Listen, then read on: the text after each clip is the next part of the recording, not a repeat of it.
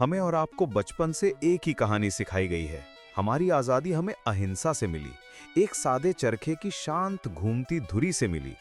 वे हमें बताते हैं कि ये सिर्फ विनम्रता से की गई अर्जियों का नतीजा था। ये इतिहास का सबसे सबसे बड़ा झूठ है। एक मनगढ़ंत कहानी जो उन लाखों शहीदों के खून, गोलियों और बेखौफ बगावत को छुपाने के लिए बनाई गई है, जिन्होंने असल में ब्रिटिश हुकूमत की रीढ़ तोड़ी थी। अहिंसा के इस झूठे दावे की भारत ने क्या कीमत चुकाई? हमारी आजादी की कीमत सिर्फ किसी के गाल पर थप्पड़ खाना नहीं थी। ये उन लोगों ने चुकाई जिन्हें कांग्रेस के नेताओं ने जानबूझकर किनारे कर दिया या मौत के मुंह में धकेल दिया। सबसे पहले लाला लाजपत राय। उनकी मौत बुढ़ापे से नहीं हुई थी। वो 1928 में साइमन कमीशन के खिलाफ विरोध करते हुए ब्रिटिश पुलिस की लाठियों से शहीद हुए। उनकी अंतिम सांसें विनम्रता नहीं बल्कि एक खुला चैलेंज थीं। ये सीधी बगावत थी। और फिर सबसे गहरा राष्ट्रीय घाव, भगत सिंह, राजगुरु और सुखदेव। 1931 तक पूरा देश उनकी फांसी की सजा रुकवाने की गुहार लगा रहा था। गांधी उस समय महत्वपूर्ण गांधी-इरविन समझौते पर बातचीत कर रहे थे। यह सबसे बड़ा सियासी मौका था। गांधी समझौते के बाद कई बार वायसराय इरविन से मिले। पूरे देश ने उनसे फांसी की सजा रुकवाने की भीख मांगी, लेकिन उन्होंने सजा टालने का अनुरोध तो किया, पर फांसी की सजा को समझौते की अनिवार्य शर्त बनाने से साफ इनकार कर दिया। क्यों? क्योंकि उनका अहिंसा पर अटूट विश्वास था। उनकी राजनीतिक जरूरत कि केवल उनका अहिंसक तरीका ही आजादी का एकमात्र रास्ता रहे, वो हमारे सबसे बड़े नायकों की जान से ज्यादा महत्वपूर्ण हो गई।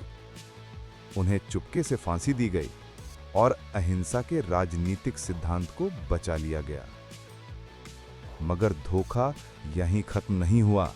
देखिए उस क्रांतिकारी को जो कभी किसी के सामने नहीं झुका, चंद्रशेखर आजाद। 1931 में, उसी वर्ष जब भगत सिंह को फांसी हुई, आजाद ने अपनी प्रतिज्ञा पूरी की, पुलिस से लड़ते हुए शहीद हुए। उन्होंने समझौता नहीं बल्कि आत्मसम्मान चुना। और वीर सावरकर, उनकी कुर्बानी को तो सालों तक काले पानी की सेलुलर जेल में सड़ाया गया। यह कांग्रेस का सबसे बड़ा षड्यंत्र है। ब्रिटिश हुकूमत ने कभी अहिंसा के सामने घुटने नहीं टेके। उन्हें डर था सिर्फ बगावत का। अहिंसा का दावा ब्रिटिश के खिलाफ नहीं बल्कि आंतरिक नियंत्रण के लिए एक हथियार था। आजादी हमें अहिंसा से नहीं मिली, हमें यह आजादी क्रांति के डर से मिली। जहां एक नेता आत्मसमर्पण की बातें कर रहा था, वहीं दूसरा नेता अपनी सेना बना रहा था। सुभाष चंद्र बोस की कहानी उस नायक की है जिसे सत्ताधारी गुट ने इसलिए मिटा दिया क्योंकि उनका नजरिया बहुत सफल था। 1939 में बोस कांग्रेस अध्यक्ष का चुनाव गांधी के उम्मीदवार को हरा कर जीते। गांधी ने खुद माना था, पट्टाभी सीतारमैया की हार मेरी हार से ज्यादा है। यह कोई दार्शनिक मतभेद नहीं था, यह पूरी तरह से सत्ता की लड़ाई थी। बोस का जबरदस्ती इस्तीफा इस बात का प्रमाण है कि कांग्रेस हाईकमांड किसी ऐसे लोकप्रिय नेता को बर्दाश्त नहीं करेगा जो उनकी सत्ता को चुनौती दे। दरकिनार होने पर बोस ने सबसे बड़ी कुर्बानी दी। उन्होंने देश छोड़ा और आजाद हिंद फौज का गठन किया। उनके सैन्य योगदान का था कि 1945 में आईएनए सैनिकों पर लाल किले में मुकदमा चले, जिसने पूरे देश की सेना और पुलिस में अंग्रेजों के खिलाफ विद्रोह की लहर पैदा कर दी। यही 1946 में रॉयल इंडियन नेवी विद्रोह की वजह बना। यही वो आखिरी खतरे की घंटी थी।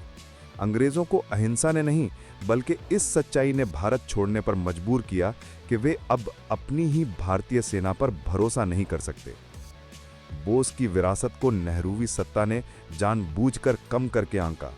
उनकी मौत को रहस्यमय बनाकर उनकी सैन्य क्रांति को इतिहास से मिटा दिया गया। अगर आजादी एक भ्रम थी तो विभाजन एक त्रासदी थी। ये वो अध्याय है जो सत्ता के लिए की गई वित्तीय गद्दारी को सामने लाता है। अगस्त 1947 में लाखों हिंदू और सिख मारे जा रहे थे, लाखों परिवार उजड़ गए। इन सांप्रदायिक कत्लेआमों को रोकने के लिए आमरण अनशन कहां था? लेकिन विभाजन के कुछ ही महीने बाद जनवरी 1948 में उन्होंने अनशन शुरू किया। और उनका अनशन सिर्फ सांप्रदायिक एकता के लिए नहीं था, ये सीधे पैसे से जुड़ा था। पाकिस्तान को 75 करोड़ रुपए मिलने थे।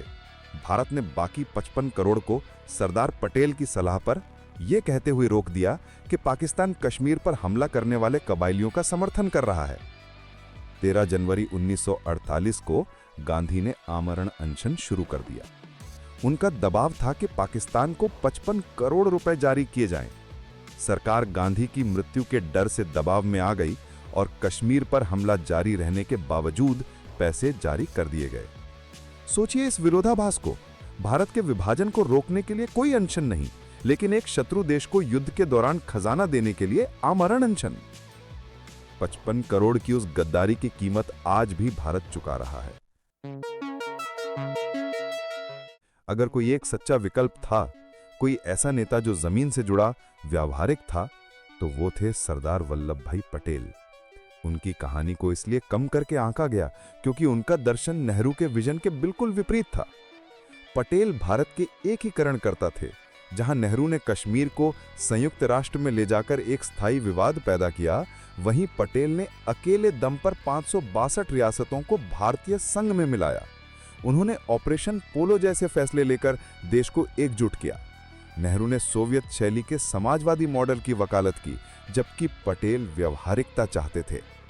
सबसे बड़ी बात, चीन और तिब्बत पर पटेल की दूरदर्शिता को नेहरू ने नजरअंदाज किया। पटेल ने चीन के विस्तार के खतरे को देखा था, नेहरू ने दोस्ती का सपना देखा।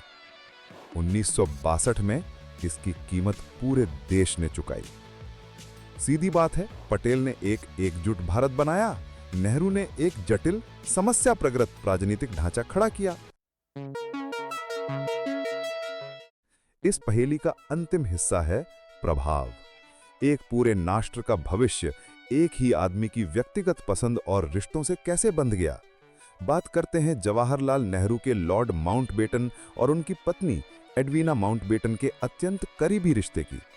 विवाद व्यक्तिगत रिश्ते पर नहीं है, विवाद इस बात पर है कि आजादी की लड़ाई का नेता सत्ता हस्तांतरण के सबसे महत्वपूर्ण चरण के दौरान अंतिम औपनिवेशिक शासक की पत्नी के साथ इतने करीबी रिश्ते में क्यों था। ये एक समझौतावादी नियंत्रित सत्ता हस्तांतरण की ओर इशारा करता है, जिसका फायदा अंग्रेजों को हुआ, जिन्होंने अपने चुने हुए वारिस को सत्ता सौंप दी।